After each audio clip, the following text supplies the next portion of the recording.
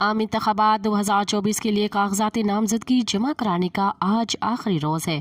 ملک بھر میں امیدوار کاغذات جمع کرا رہے ہیں۔ اب تک ہزاروں امیدوار کاغذات جمع کرا چکے ہیں۔ الیکشن کمیشن کی جانب سے 2 روزہ توسیع آج ختم ہو جائے گی۔ امیدوار شام 4:30 بجے تک کاغذات نامزدگی جمع کرا سکیں گے۔ سابق وزیر اعظم عمران خان، نواز شریف، آصف زرداری، شہباز شریف، بلاول بھٹو، شاہ محمود قریشی، جہانگیر ترین، علیم خان، یوسف رضا گیلانی، مریم نواز، پرویز الہی اور چودھری نثار علی خان سمیت دیگر کئی قداور سیاسی شخصیات کے کاغذات جمع ہو چکے ہیں۔ الیکشن کمیشن کے نظر ثانی شدہ شیڈول کے مطابق کاغذات نامزدگی کی جانچ پڑتال 25 سے 30 دسمبر تک ہوگی۔